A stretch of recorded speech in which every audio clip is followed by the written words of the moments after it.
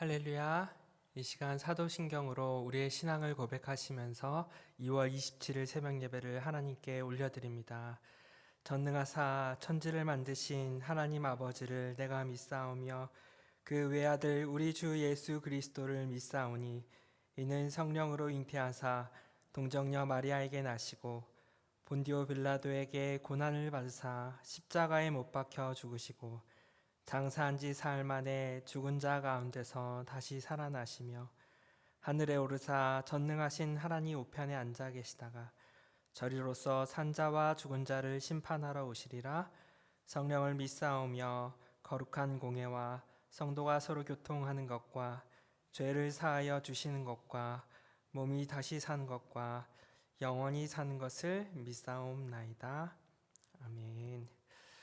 오늘도 인터넷 문제로 새벽 예배 실시간 영상이 나가지 못하는 점 양해를 부탁드리겠습니다.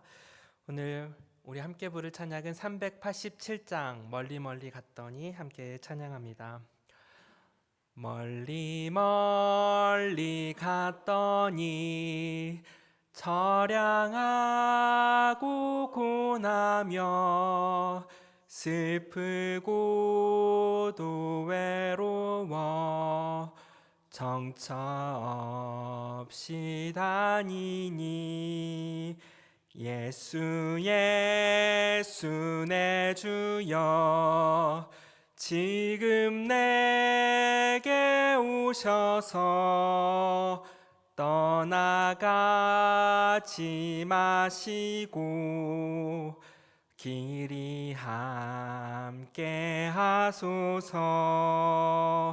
예수 예수 내 주여 마음 아파올 때에 눈물 씻어 주시고 나를 위로하소서.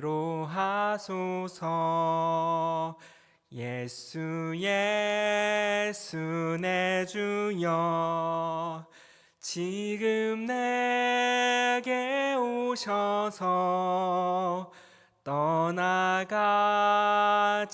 마시고 길이 함께 하소서. 다니다가 쉴 때에 쓸쓸한 곳 만나도 홀로 있게 마시고 주여 보호하소서. 예수 예수 내 주여 지금 내게 오셔서 떠나가지 마시고 길이 함께 하소서. 아멘.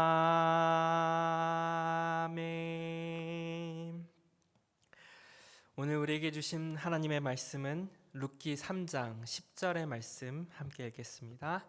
시작. 그가 이르되 내 딸아 여호와께서 내게 복 주시기를 원하노라. 내가 가난하건 부하건 젊은 자를 따라하지 아니하였으니 내가 베푼 인애가 처음보다 나중이 더하도다. 아멘. 할렐루야. 우리 좌우에 계신 성도님들께 밝게 인사 나누겠습니다. 사랑하고 축복합니다. 사랑하고 축복합니다. 잘 오셨습니다. 할렐루야. 계속해서 우리 룻기의 말씀 함께 살펴보겠습니다. 여러분, 성경은 크게 두 가지 무대를 통해 우리에게 하나님의 말씀을 전해주고 있습니다. 첫 번째 무대는 공간이라는 무대고요. 두 번째 공간은 시간이라는 무대입니다. 그러므로 성경에 나타난 공간과 시간은 구원을 완성하시는 하나님의 섭리적 도구입니다. 이 표현이 참 멋지죠. 성경에 나타난 공간과 시간은 구원의 역사를 완성하시는 하나님의 섭리적 도구이다. 누가 한 말일까요? 설교문을 준비하던 중에 딱 이런 문장이 떠오르게 되더라고요. 저는 룻기를 묵상하면서 특별히 공간이라는 하나님의 섭리를 발견하게 됩니다. 성경을 보면 하나님께서 구원의 역사를 이루시기 위해서 시대마다 사람을 부르시고 보내시며 끊임없이 성경 인물들의 공간의 이동 이야기가 그려져 있어요. 생각해보면 성경의 역사는 이동의 역사다. 아브라함을 생각해 보세요. 갈 바를 알지 못했던 아브라함이 하나님의 약속의 땅으로 부르시죠. 그는 우상을 섬기던 고향 갈대아 우르를 떠나 가나안으로 가게 됩니다. 야곱은 어떻습니까? 형 에서를 피해 외삼촌 댁 밧단 아람으로 보내게 되죠. 또 그곳에서 이스라엘이 태동됩니다. 요셉도 마찬가지입니다. 형들의 미움을 받아 애굽의 노예로 팔려가게 되고 또 보디발의 장군의 집에서 감옥으로 또 감옥에서 왕궁으로 계속해서 하나님은 공간을 이동시키세요. 무엇을 위해서요? 구원을 위해서. 또 야곱의 가족이 가나안 애굽에서 그리고 그곳에서 큰 민족을 이룬 이스라엘 백성들이 애굽에서 광야로 또 여호수아를 통하여 광야에서 가나안으로 계속해서 하나님은 구원의 역사를 써 내려가시기 위해 공간을 창조하시고 이동시키십니다. 공간이라는 무대와 시간이라는 무대 장치를 통해 인류를 구원하시기 위한 하나님의 역사가 성경에 쓰여 있는 것입니다. 오늘 룻기서도 마찬가지입니다. 룻기 1장부터 오늘 본문 3장에서도 이동의 여정이 그려져 있어요. 먼저 1장에서는 엘리멜렉의 이동이 그려져 있죠. 흉년이라는 고난을 피해 그는 사실 하나님께 묻지 않고 자기 소견에 오른 대로 모압으로 이동하게 됩니다. 안식을 찾아 모압으로 이동했지만 그에게는 큰 슬픔을 당하게 되죠. 모든 남자가 죽게 되고 나오미와 며느리만 남게 됩니다. 이때 나오미가 남편과 아들을 떠나보내고 얼마나 그 고통이 극심했는지 자기 이름을 마라라 부르라고 말해요. 마라는 무슨 뜻입니까? 쓰라림, 고통이라는 뜻입니다. 이것이 오늘 우리에게 주는 메시지가 있다고 생각됩니다. 결국 하나님의 통치를 벗어나는 인간의 선택은 안식의 자리가 될 수가 없어요. 고통의 자리만 남게 되는 것입니다. 주님께서 우리를 인도하셔야 우리가 참된 안식을 누릴 수 있는 것입니다. 나오미와 룻은 이 아픔을 가지고 다시 고향 땅 베들레헴으로 이동하게 됩니다. 다시 하나님의 은혜 안으로 들어가게 되는 것이죠. 이때 룻의 결단이 참으로 대단했어요. 사실 자신은 이방 여인이고 또 아직 젊고 미래도 창창한데 반드시 어머니를 따라갈 필요가 있습니까? 어머니 저는 그냥 고향 땅에 남겠습니다 하면 얼마든지 젊은 가부기 때문에 새로운 인생을 살아갈 수 있는 것 아닙니까? 그런데 16절의 말씀을 보니까 어머니께서 가시는 곳에 나도 가고 어머니께서 머무시는 곳에 나도 머물겠나이다. 정말 현숙한 여인의 고백이었습니다. 사실 나오미의 결정은 어떻게 보면 자신의 고향 땅으로 돌아가는 당연한 결정이었어요. 익숙한 공간으로 다시 돌아가는 것이고, 그리고 1장 6절에 보면 베들레헴의 풍년 소식을 듣고 돌아가는 것이거든요. 결국 자기 살 길을 찾아 떠나가는 것입니다. 그런데 룻의 이동 동기는 그와 반대돼요. 자기 살 길을 도모한 선택이 아닙니다. 오히려 모압의 미래가 있고 그녀는 모압이 땅이 익숙하고 고향 땅이고 베들레헴은 전혀 낯선 곳이에요. 그런데 그녀는 어디에 머무르겠다라고 결단했습니까? 나오미 곁에 머물겠다. 어머니, 제가 어머니의 곁에 머물겠습니다. 어머니께서 어디를 가든지 제가 함께 하겠습니다. 제가 이 말씀 묵상하면서 기도 제목이 하나 더 생겼어요. 하나님, 이런 며느리가 미래에 우리 가정에 있기를 원합니다. 또 저희 딸이 이런 며느리가 되기를 주님의 이름으로 소망합니다. 이 룻의 결단을 통해 하나님은 이 세상을 향한 하나님의 구원의 역사를 이루어 가시는 것이죠. 그래서 이들이 모압에서 다시 베들레헴으로 이동합니다. 상실의 공간에서 다시 안식의 공간으로 나서게 되는 것이죠. 그리고 드디어 베들레헴에 도착했습니다. 그렇다고 당장의 안식을 누릴 수 있는 것은 아니에요. 가진 것이 없기 때문에 생존의 문제가 기다리고 있었습니다. 그리하여 룻은 어머니를 봉양하기 위해 낯선 땅의 들판으로 나아갑니다. 그런데 그 수많은 밭들 중에서 하나님은 어디로 인도하셨어요? 보아스의 밭으로 주님께서 인도하시는 거예요. 하나님의 인도하심이 있는 것이죠. 여러분, 믿음의 결단에는 반드시 하나님의 인도하심이 있습니다. 내가 보기에 좋은 것을 선택하고 내 욕심에 따라 때로는 선택할 수 있지만 그 선택에는 반드시 위기가 있어요. 안식이 없습니다. 마치 롯이 소돔과 고모라를 보며 그 땅이 마치 여호와의 동산 같고 애굽 땅과 같은 그 풍요가 있기 때문에 그것을 선택했지만 무엇이 기다렸습니까? 하나님의 심판이 기다리고 있었어요. 그러나 하나님의 인도하심을 받은 아브라함은 풍요가 아니라 하나님의 약속, 하나님의 언약을 기준으로 결정하는 거예요. 그래서 그는 복의 근원이 되었던 것입니다. 사랑하는 성도 여러분, 하나님이 원하시는 길을 선택하면 우리 길은 반드시 안식이 따르고 하나님의 인도하심이 있습니다. 그리하여 인도함을 받은 그 룻은 그 밭에서 마침 누구를 만나나요? 보아스를 만나게 돼요. 하나님의 섭리적 시간이에요. 이렇게 하나님은 구원의 역사를 이루어내시기 위해 공간과 시간이라는 하나님의 섭리적 도구로 룻의 삶을 인도하고 계시는 것입니다.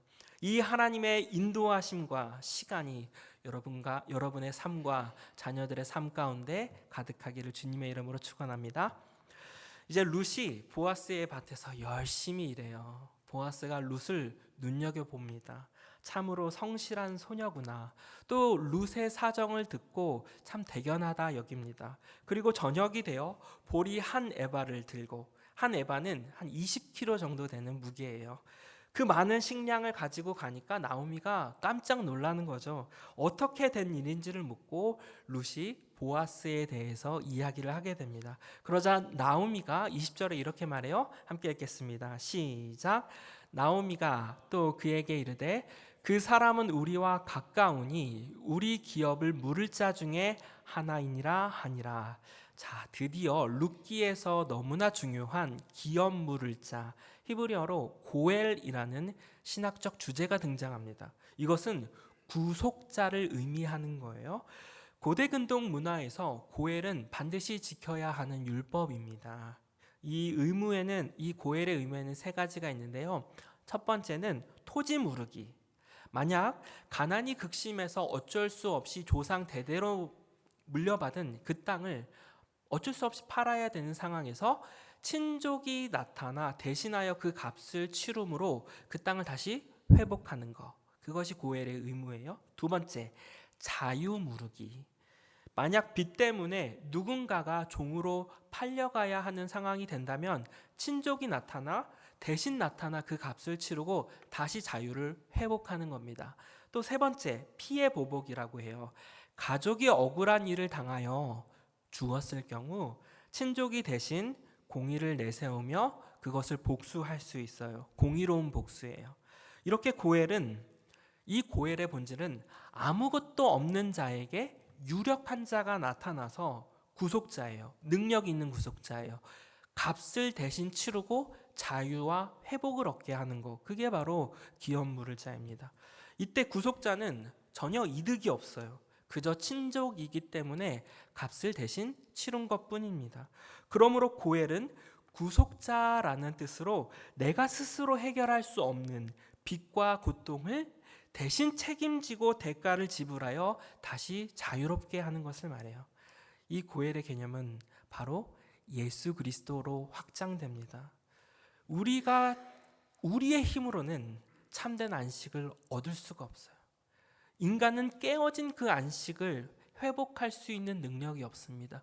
그런데 하나님께서 우리의 잃어버린 그 영적 파산의 상태를 대신 값을 치르고 우리에게 자유를 허락하신다는 것입니다. 예수님이 우리의 친족이 되어주셔서 우리와 같은 이 쇳덩이를 살려주셨어요. 자신의 생명이라는 값을 치르고 잃어버린 우리의 안식을 주님께서 되찾아 주시는 것입니다. 그러므로 예수님은요, 우리의 영원한 고엘이 되시는 것입니다. 나오미가 이렇게 보아스의 소식을 듣고 너무나 반가워합니다. 그가 우리의 구속자다. 그는 나의 친족이다. 그가 너에게 안식을 줄 것이다 라고 희망을 가집니다. 그리하여 룻은 보리 추수가 마치는 날까지 그 밭에서 추수를 하고, 그리고 마치는 날 나오미가 룻에게 이렇게 말해요. 3장 1절 읽겠습니다. 시작. 내 딸아, 내가 너를 위하여 안식할 곳을 구하여야 하지 않겠느냐. 그리고 3절 4절도 읽어보겠습니다. 시작. 너는 목욕하고 기름을 바르고 의복을 입고 타작마당에 내려가서 그가 눕는 곳을 알았다가 들어가서 그의 발치 이불을 들고 거기 누우라. 자, 이 말씀은 신부의 준비를 해서 보아스 곁에 누우라는 거예요. 보아스가 신부를 맞이하도록 청혼을 하라는 것입니다. 지금 나오미는 보아스가 너의 안식처다라고 말씀하고 있어요. 그런데 여러분, 놀랍게도 이 말씀이 에스겔서 16장 9절에서 13절의 말씀과 동일한 말씀이에요. 바로 이 부분이 동일한데요. 너는 목욕하고 기름을 바르고 의복을 입고 타작마당에 내려가서, 이 말씀이 에스겔서에서는 내가 물로 내 피를 씻어 없애고 내게 기름을 바르고 수놓은 옷을 입히고 왕후의 지위에 올랐느니라. 이 에스겔서의 말씀은 어떤 말씀이냐면 하나님의 언약 안으로 들어가는 거룩한 신부를 뜻하는 거예요. 그리고 결과도 구조가 똑같아요. 룻기 3장 9절에 보면 나는 당신의 여종 루시오니 당신의 옷자락을 펴 당신의 여종을 덮으소서. 이는 당신이 기업을 물을 자가 됨이니이다 하니. 그리고 에스겔 16장 8절이요. 내 옷자락으로 너를 덮어 벌거벗은 것을 가리고 내게 맹세하고 언약하여 너를 내게 속하게 하였느니라. 이 두 말씀은 참된 안식이 무엇인가를 우리에게 말씀해 주고 있어요. 우리가 진정한 안식을 누린다는 것은 우리가 하나님 품에 들어간다라는 것을 말씀하고 있어요. 그 주님의 옷자락이 우리의 삶을 덮는 것입니다. 그 은혜가 내 삶을 덮고, 그 은혜가 내 자녀들을 덮고, 그 십자가의 보혈의 피가 쇳덩이인 나의 죄를 다 덮고, 그리스도가 우리의 구속자가 되어 내가 하나님 안에 속하게 되는 것, 그것이 참된 안식이라는 것입니다. 여러분, 세상에는 참된 안식 없습니다. 오직 그리스도만이 우리를 참된 안식으로 인도하시는 것입니다. 나오미가 지금 1절을 통해 이렇게 말하는 거예요. 보아스가 너의 안식이 될 것이다 라고 말하면서 그의 옷자락 안에 들어갈 것을 요청하고 있습니다. 그런데 룻의 입장에서는 나오미의 이 요청이 달갑지 않을 수가 있어요. 룻은 젊어요. 반면에 보아스는 룻의 아버지 뻘 되는 나이였을 것이다 라고 학자들은 추정합니다. 왜냐하면 2장 6절에 보면 보아스가 룻을 뭐라고 하냐면 소녀라고 말해요. 또 8절에는 딸이라고 지칭합니다. 보아스의 나이가 성경에 정확히 기록되어 있지 않지만 이런 표현들을 미루어 보아 결코 자연스럽게 결혼할 수 있는 나이가 아니라는 것입니다. 그래서 룻의 입장에서는 나이 많은 보아스의 품에 안긴다는 것이 그렇게 썩 달가운 일일까요? 더군다나 밤중에 여자 홀로 그의 타작마당에 찾아가서 눕는다는 것은 사실 위험한 일이고 세상 사람들의 손가락질을 받을 수 있는 일반적인 행동은 아닙니다. 자칫 잘못하면 부도덕한 여인으로 오해받을 수 있는 거죠. 그러나 나오미에게는 확신이 있었어요. 보아스가 룻의 고엘이 되어줄 것이다 라는 확신을 가지고 내가 안식할 곳은 거기다 라고 나아가라고 권면합니다. 세상은 이 상황에 대해 부도덕하다 라고 말할 수도 있겠지만 성경은 그렇게 평가하지 않습니다. 보아스의 그 절박한 마음을 통해 하나님은 일하고 계시는 거예요. 사랑하는 성도 여러분, 우리도 마찬가지입니다. 우리가 하나님 앞에 나아간다는 것은 어떤 체면과 어떤 자격과 염치가 필요한 게 아니에요. 우리가 매번 똑같은 죄를 짓잖아요. 똑같은 자리에서 넘어지고 똑같은 죄를 끊임없이 반복하며 정말 주님 앞에 죄송하지만 그러나 당당히 나아가셔야 돼요. 저는 주님의 은혜 아니면 안 됩니다라는 절박함으로 나아가야 한다라는 것입니다.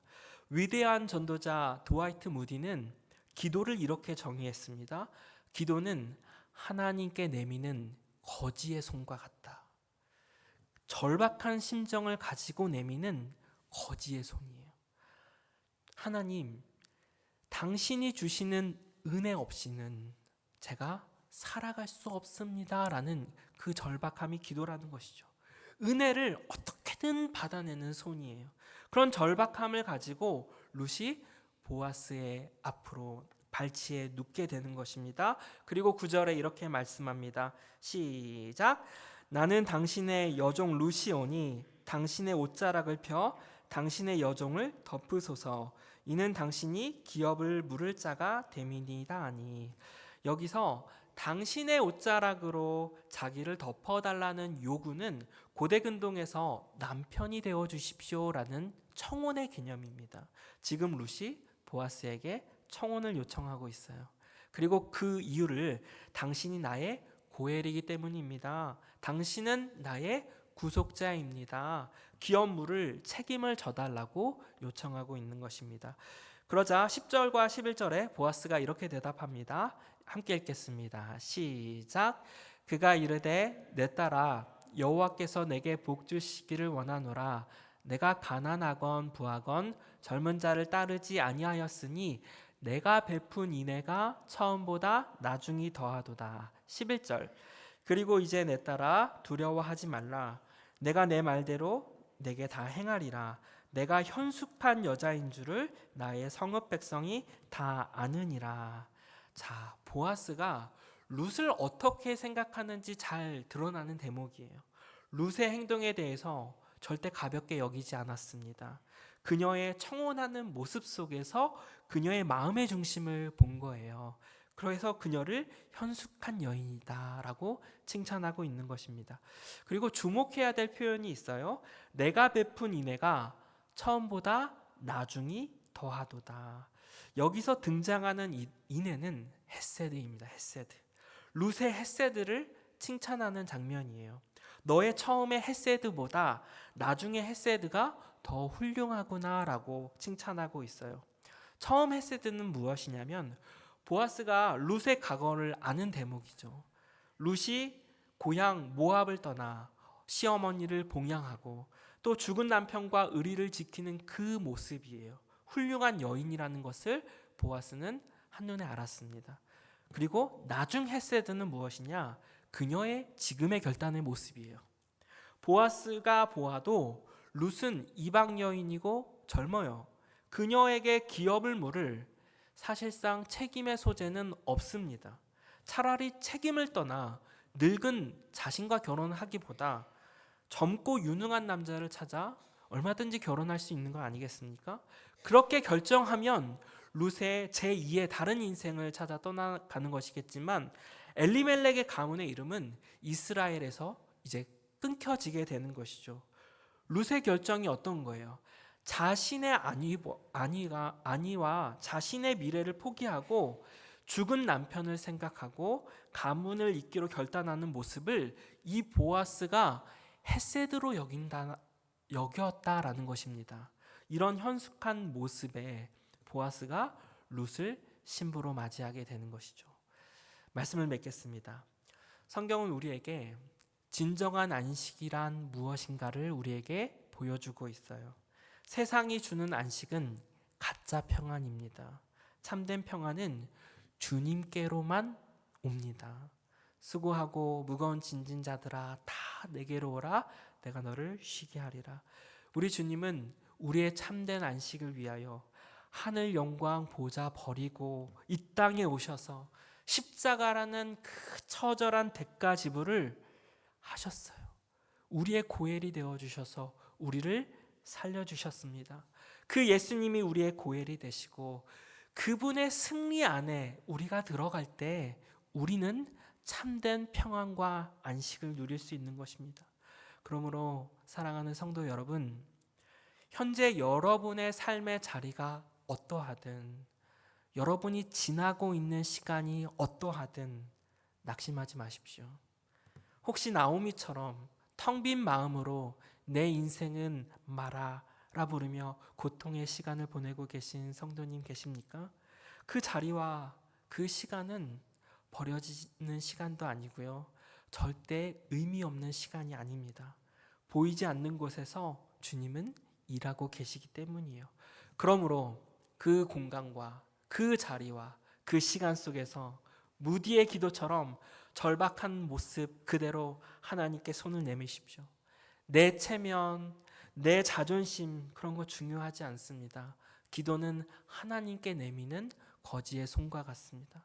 하나님이 주시는 은혜 아니면 저 오늘 살아갈 수 없어요.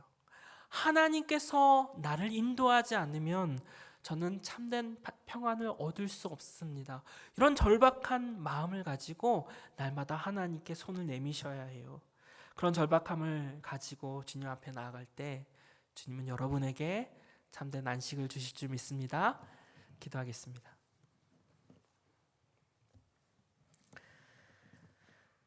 사랑의 하나님 아버지, 룻의 발걸음을 통해 우리의 인생의 무대를 주관하시는 하나님의 놀라운 섭리를 이 시간 바라봅니다. 우리에게도 룻과 같은 믿음의 결단을 허락하여 주시옵소서. 내 눈에 좋아 보이는 것들로 채우는 인생이 아니라 하나님이 원하시는 것으로 채우게 하여 주시고, 우리의 머무는 자리와 우리의 시간을 통해 하나님의 영광이 드러나게 하여 주시옵소서.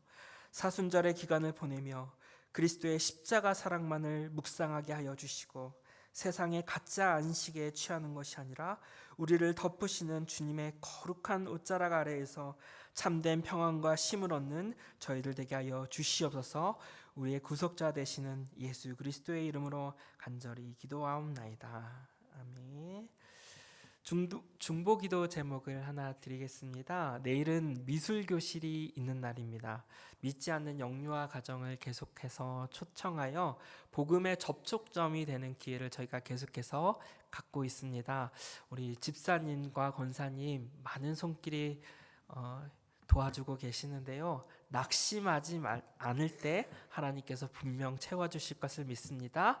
구원의 역사가 일어날 수 있도록 함께 마음 모아 기도해 주시고, 오늘의 말씀 묵상하며 함께 주여 크게 한번 부르시고 주님 앞에 담대히 나가도록 하겠습니다.